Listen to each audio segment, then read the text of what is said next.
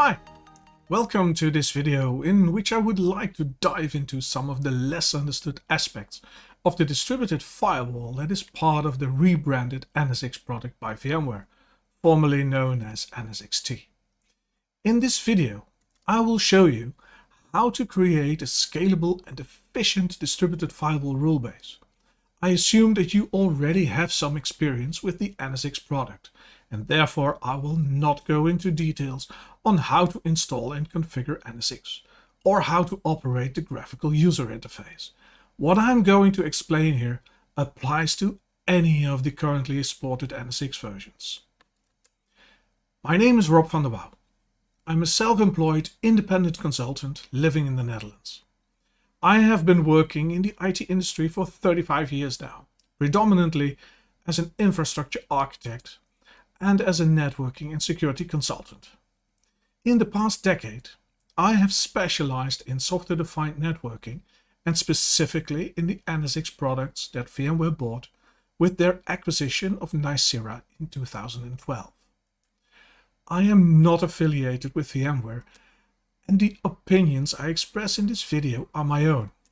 This video is not sponsored and is for educational purposes only. Make sure that everything that you learn from this video and implement in your own infrastructure is validated and tested properly before going into production. Before I will dive into the intricacies of creating a distributed firewall rule base, let's explore what the NSX Distributed Firewall is and what sets it apart from any of the other firewall implementations from other vendors that you are familiar with.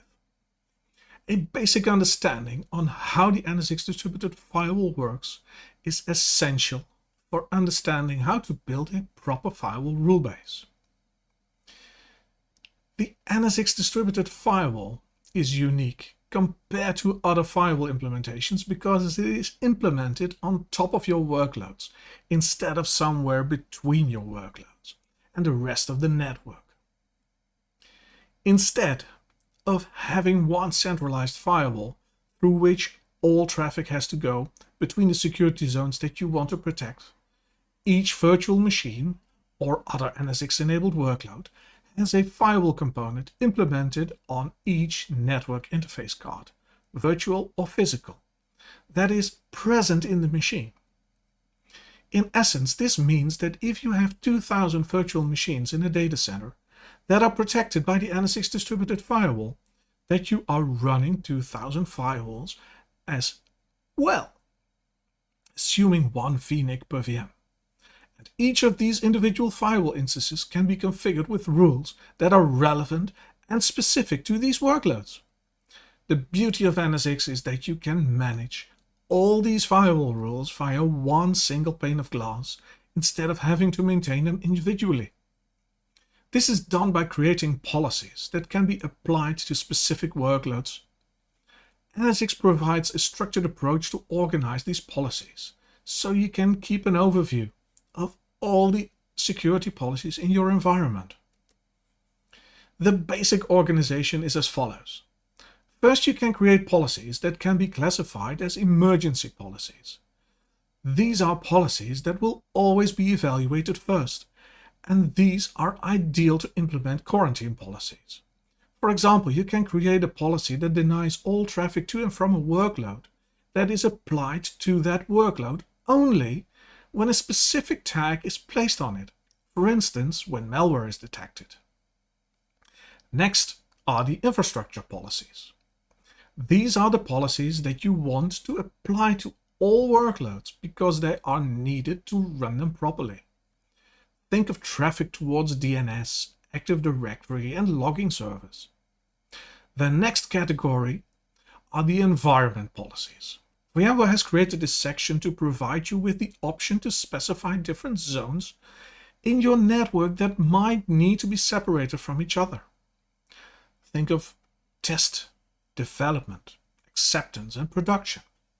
However, you can use this category any way you like. At some customers, I use this category exclusively to implement so-called sandboxes, a collection of workloads that have no restrictions when talking to each other, which is ideal for environments in which applications are still in the development stage, and it is not clear yet what their traffic patterns will be. The last category is for everything else, and it is called the applications category. In this category, you specify policies that are specific to a certain service or a set of applications that form some kind of functional group. Think of a set of servers that need to play together to create a complex service that is used by your customers. For example, a couple of web servers, application servers, and database servers. These categories are evaluated by the distributed firewall from left to right, or from general to specific. Now we understand how the NSX Distributed Firewall is organized and how it is implemented. We need to take a closer look at what this means for each and every traffic flow. This is where the concept of directionality comes into play. Each workload has its own firewall, which can run its own set of rules. When a workload wants to communicate to another workload in the same data center, it needs to traverse not one, but at least two firewalls. When the traffic flow is initiated, it wants to exit the source workload. This is what is referred to as outgoing traffic. So the firewall instance on the source workload must have a firewall policy that allows it to perform this outgoing traffic flow. Once it is allowed and handed over to the rest of the networking stack to forward the packet to its destination, an entry in the local flow table of that workload is made. This ensures that a return packet, the answers from the destination, can be matched and allowed in. There is no need to create a firewall rule to allow the return traffic. This is what is commonly known as a stateful firewall. When the packet arrives at its destination, it will encounter another firewall instance, which is completely independent from the firewall instance of the source workload. This firewall must have a policy that allows this packet to enter the workload. From the perspective of this workload, this is incoming traffic.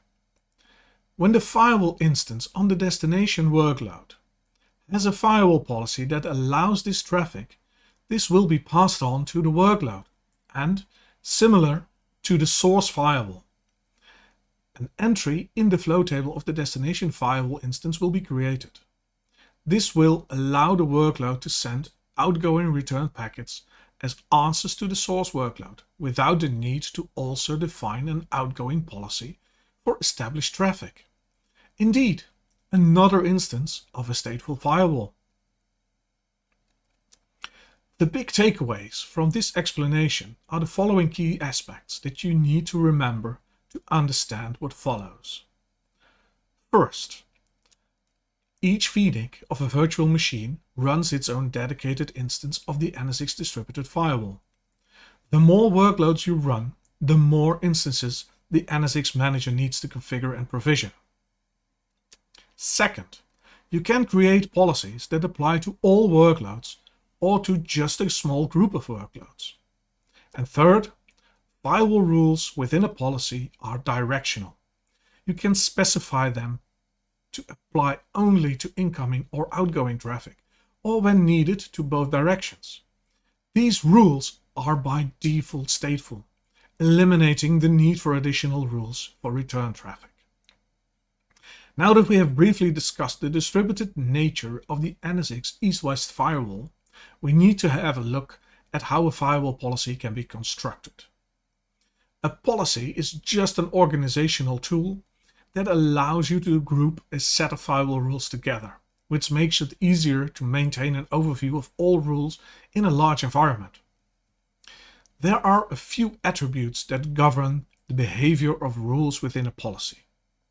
First, a policy will have a name, which serves no more purpose than giving us humans an idea of what the goals of the rules within that policy is. That named policy has a place within the overall rule base. Its place within the rule base and within the category within the rule base determines in which order the policies are evaluated. The NSX firewall works with a first hit, first serve mechanism. A policy also has a default scope, the DFW scope, or otherwise stated, All workloads can have this policy. If the policy has a scope that limits the implementation of the rules in that policy to a certain group of workloads, then all the rules within that policy will be applied to all workloads in that group, irrespective of the scope of an individual firewall rule. The scope of a policy takes precedence over the scope of an individual firewall rule. To maintain optimal flexibility, I usually keep the scope of a policy to its default DFW and only limit the scope of individual firewall rules. This removes the need to wrap your head around the question which scope has precedence. There are some other interesting attributes that can be applied to the policy object, but that's for another video. When we inspect a policy, we may find that it contains one or more firewall rules. A NSX firewall rule has a number of fields that will look very familiar to everyone who maintains traditional firewalls. These are the name of the rule, its rule identifier, which is assigned by NSX and is not configurable. This rule ID is a unique identifier for a rule and is used, for example, in the logging of flows. So you can identify to which rule log entry refers to. And sources. This is the definition of all the source IP addresses in a flow that should match this rule. We will discuss in a minute how these source addresses can be specified. Then we have the destinations. The same, but now for the destination address of a flow. Service. This is the definition that describes the kind of traffic. This boils down to a protocol and the destination port number. And then we have the action, to specify if the flow should be allowed, actively rejected or silently blocked. And hidden behind the cog wheel, there is the log, a toggle switch to determine if a hit on this rule should be logged or not. You can specify commands, a free format field that can be used to specify additional information on the purpose of the rule, or who has specified the rule, or under which official change request ID, etc. There are also a number of fields which are unique to the NSX product, which is, for instance, the log label field. All text that you put in this field will be appended to each log entry made when a traffic flow is hit by this rule. This might make it easier to identify hits to firewall rules in a logging solution like Splunk or LogInsight. You can enter all kinds of text here, like tenant name, application service, etc. Everything that can be of interest when exploring logs at a later stage. The context profiles field.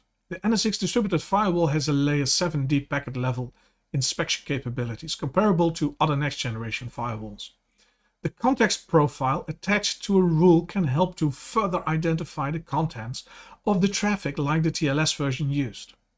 Then we have the apply to field. This is the field that determines the scope of the rule, indicating which workloads will run this rule. The default value of this field is DFW, meaning all workloads in the data center will get this rule. And it is this field that is the hidden gem in the NSX firewall that I will dive deeper into the next sections of this video. You can specify if the rule will be evaluated for IPv4, IPv6 or both. The source, destination and apply to fields have one thing in common. You can use NSX security groups to define their content. The security groups will be evaluated by the NSX manager to result in a list of IP addresses in case of for the source and destination fields. The apply to field will use these groups to be and they will be evaluated by the NSX manager to determine which workload, or more specific, which Phoenix firewall instances need to be provisioned with that rule. Unique with NSX is that these security groups can be defined either with static members or dynamic members, or even a combination of both. Static members are lists of specific IP addresses, subnets or IP ranges, individual VMs with all their attached Phoenix, or even individual VNICs. Dynamic members of security groups can be defined in a number of ways. You can specify criteria for inclusion or exclusion of the group based on various attributes: the name of the virtual machine, the operating system running within the virtual machine, or tags that are put on the virtual machines, or even a combination of these tags. and membership of specific network segments identified by a tag put on the segment itself. This dynamic membership is crucial. This means that you specify a rule to include certain virtual machines based on a preset attribute. That virtual machine does not need to exist at that point in time. When you add a tag to a workload, the act of tagging that machine can result in the provisioning of one or more firewall rules onto that workload, without the need to change the firewall rule base. It also means that if the contents of a dynamic group changes, the NSX manager will evaluate this group and must distribute these changes to all the workloads that may be affected by this change. The beauty and charm of this mechanism is that it works automatically, and it is very useful to minimize the need for firewall changes in a very volatile and dynamic environment. When new workloads are deployed via any kind of automation mechanism, the automation only needs to make sure that the workloads are tagged properly to be certain that these workloads will receive the relevant firewall rules, instead of having to request or provision them separately. It also means that the firewall rules do not need to contain any IP addresses in their source and destination fields, since they can be determined at runtime instead of during initial configuration. Now that we have the basics out of the way, let's examine what this all means when it comes to provisioning a policy for an example application. Let's assume that we have an environment consisting of 200 virtual desktops, for instance created by VMware's Horizon View product. These desktops are ephemeral, which means that after a day of use they will be destroyed and recreated during the night, so that in the next morning a fresh set of virtual desktops are ready to be used by their users. This is a common setup in many companies. Now, these users want to start using a typical 3-tier web application. This web application is built with some web servers that present the application to the end users, some application servers that will handle the business logic, and some database servers that store data that needs to be persisted. We can consider these 3 server groups to all be part of this business application, so we can consider them to be in a kind of bubble that indicates that these servers have something in common. Within this bubble, the application servers need to talk to the database servers, and the web servers need to be able to talk to the application servers. No other communication within this bubble is required, so those paths should be blocked. This blocking can be achieved very simply in a zero trust environment by using the general any deny rule at the end of the NSX Distributed Firewall Rule base. We could also consider the virtual desktops to be in their own bubble, representing the desktop experience functionality. To make the business web application available to the end users in the desktop bubble, we need to make some policies that allow these clients to access the web servers in the application bubble on, say, for instance, port 443, the well-known port for encrypted web traffic. When we consider these requirements, we clearly see that we need 3 different traffic streams to be allowed in the firewall. Number 1 is the client's HTTPS traffic to the web servers. The second is the web servers that need to talk to the application servers, let's assume on port 8443. And third and lastly, the application servers need to be able to talk to the database servers on port 1433, for instance. The table and the schematic are showing us what we need to realize here. The easiest and quickest approach to this task is to create a policy that contains 3 rules corresponding with these requirements. But before we create these rules, let's assume that we already have 4 NSX security groups. The first group represents all the VDI, all the virtual desktops. This group is built by using a dynamic criterion by leveraging the fact that all these desktops will be provisioned in a dedicated VDI network. So that criterion could be something like all VMs that are attached to a network that is tagged with the VDI label. The second group for the web service is also a dynamic group, where the criterion is all VMs that are tagged with the web label.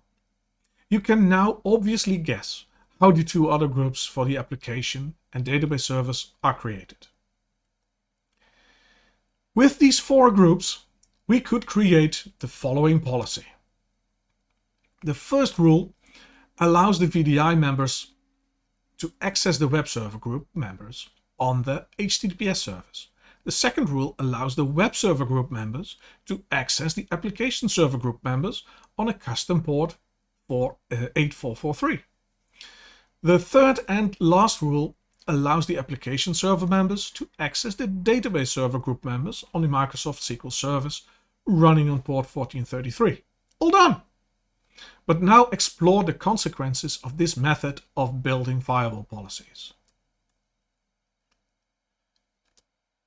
From a management perspective, the first question we need to ask is, how will we ever have an overview of what policies are meant for what purpose? While this policy clearly describes the purpose of the business application bubble, it also involves a rule that has a component external to this bubble. In this case, the VDI access to the web server group. So now we have hidden a rule which is relevant to both the application bubble and the VDI bubble in the application bubble policy. This is not great for maintaining a proper overview of what is allowed in your environment. But for now, let's live with this and address this issue later. Let us have a closer look at what happens when we are going to apply these policies in the way we created them. These rules are all created with the default direction in and out and are all applied to the DFW, meaning they are provisioned on all workloads. The first consequence is that if you have an environment of 2000 virtual machines in which approximately 1800 virtual machines are not interested in these rules, since they are neither part of the business application nor part of the virtual desktop pool, they will get this rule anyway. So this means that the NSX manager needs to recalculate the rule basis for 2000 instances and push them to the ESXi hosts that need to push them to all the individual VNIC-based distributed firewall instances. While the NSX manager is highly optimized to perform these calculations, and the implementation of these rules is distributed over all the ESXi hosts, there is still a lot of wasted CPU cycles and thus unwanted overhead. For the first implementation of this policy, the NSX manager needs to evaluate the dynamic contents of each NSX security group and make a list of IP addresses that match these groups. It makes a list of each group and creates an IP address set object for it, containing all these addresses. These lists can be very small, for instance, for the small number of servers involved in the business application. But the list can be large in case of the 200 running virtual desktop machines. When these lists have been compiled, the NSX manager needs to push these lists to all the ESXi hosts, who in turn need to push these lists to all the individual firewall instances. While this is an optimized process, depending on the number of hosts, there are still a lot of updates to be sent out by the NSX manager and to be processed by the ESXi host locally. In essence, there are now 4 IP address sets to be distributed to 2000 firewall instances. Secondly, the NSX manager will create the new firewall rules containing references to these newly created IP address sets and distribute these rules again to 2000 VMs. This not only requires a lot of processing on the NSX manager, since it needs to calculate an individual rule base for each distributed instance, it also must distribute these to the appropriate hosts for further implementation. All these hosts need to process the new firewall rule bases and load them into each Phoenix firewall instance and instruct that instance to start processing the new set of rules and addresses.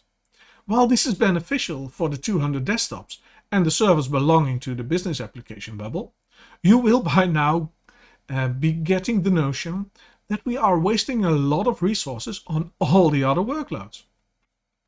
Not only do they need to change their set of rules, they will now also need to evaluate each new flow against these rules, while we know they will never even hit those rules.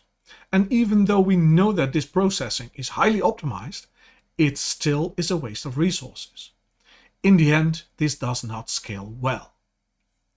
So let us now take it one step further. Since this is a dynamic environment in which all the desktops are destroyed and recreated every night, it is interesting to think about what happens during that process. As soon as one desktop is destroyed, the contents of the NSX security group representing the VDI workloads will change. Its list will become slightly smaller. One IP address is removed from this list. And as soon as this happens, the NSX manager will start to redistribute this change to all the distributed firewall instances. Since this will happen quickly, in succession for all the 200 desktops, the NSX manager needs to redistribute 200 changes to 2000 instances. All these instances will now have to process this change to their local address sets, causing a small tornado of changes on each host. And the same will happen again when the new desktops are being created in rapid succession. Each new desktop will trigger a set of calculations on the NSX manager and the distribution of these calculated results to the ESXi host and in turn to the individual distributed firewall instances. While all these unneeded changes are wasting resources during rule changes and changes of the contents of dynamic security groups, there is also another runtime aspects that we might consider. Each VNIC in the environment must process these rules to see if it is a hit or not. That means that every flow that is initiated or received on a VNIC must be evaluated against the rule base. For all outgoing flows, for instance, the firewall kernel code needs to compare the source and destination addresses in each rule against the candidate flow. This is obviously also a very optimized piece of code, but ultimately it needs to do at least a table lookup. Do the comparisons between the contents of that table and the source IP addresses of the flow. And when there is a hit on the source address, repeat the same process for the destination address. Since the source code of the NSX Distributed Firewall is closed source, we do not know how efficient that process is being done and what may have been done to optimize these lookups to minimize this kind of overhead. But it is safe to assume that no matter how sophisticated this has been built, having to process rules which will never be hit in the first place will always be a waste of resources. So, this is the part where I will show you step by step how to improve your rule base. We will make these improvements by leveraging two important aspects of the NSX Distributed Firewall: directionality and scope. Let us address the first issue we identified in the previous part, the visibility of the rules for each bubble. I explained that by using the first rule, we are actually hiding a firewall rule that applies to both the VDI bubble and the application bubble into the policy belonging to the latter one. The solution for this is embarrassingly simple. Just create two policies and duplicate the rule into each policy. Since from the perspective of the VDI bubble, this rule will only be relevant, we can immediately apply our first optimization. We change the rules direction from in-out to out. The direct consequence of that specific direction is that all incoming flows on the virtual desktops will not have to be evaluated by this rule anymore. Only outgoing flows will be evaluated against this rule. We can do the same for this rule on the application bubble policy. We can change the direction of that rule to incoming only. This means again that no outgoing flows on any of the firewall instances that have this rule applied will have to evaluate this rule. Okay, one down. Many more to go. We have now fixed the visibility of the rule that allows access to the web service from the VDI bubble and optimized these rules for directionality at the minimal extra cost of having to specify a rule twice. The second optimization we can add on top of these rules is that we can limit the scope of these rules. Instead of applying these rules to all VNICs in the environment, we can use the Apply To field to specify which VNICs will get this rule. So let us examine the rule for the VDI bubble. The outgoing rule now only needs to be applied to the VDI member. So let's apply this rule to that group. The immediate consequence is that all the non-VDI workloads will now never get this rule anymore. So no updates to these hosts need to be processed by the NSX manager and the facilitating ESXi hosts. Also, none of these non-VDI workloads will ever have to evaluate this rule anymore. But you know what? Let's get crazy and try to optimize this rule even further. In case the VNIC of each virtual desktop is only using one IP address, and that's usually the case, there is only one possibility for any outgoing flow on such a desktop to be its source IP address, right? And if this outgoing rule is only applied to these VDI workloads, then we could easily remove the source address, which is currently set to VDI, and replace it with any. This does not change anything in the security of this outgoing rule, and the benefits are threefold. First, there is no need for the NSX manager to push the VDI group IP address set object to each of the VDI workloads. Secondly, any outgoing packet in those VDI workloads do not need to evaluate the source address anymore because it was set to any. And thirdly, when there is a change in the VDI group, either by removing or adding a new VDI workload to the group, there is no need for the NSX manager to send any updates to any of the already existing VDI workloads, since none of them must maintain a list of VDI group members. The only thing the NSX manager needs to do, in case of a new VDI workload, is that it needs to push this rule to the new VDI instance. It can leave all the other workloads untouched. I think this is a major win. I think by now we have done all we could to optimize this outgoing firewall rule for the VDI workloads. So let's move over to the corresponding rule that we need to implement in the application bubble policy. We can perform the same kind of optimization in this rule now also. Let's start by applying this rule only to the members of the web server group. This will eliminate the need to push this rule to anything else but the small number of web servers in this group. And since this is an incoming rule, and assuming that this web server is only having one IP address attached to it, we can also delete the web server group from the destination field and replace it by any. Since an incoming flow can only contain the IP address of that particular machine, otherwise it would probably never have arrived there in the first place. There is something that you actually might consider in this case as well.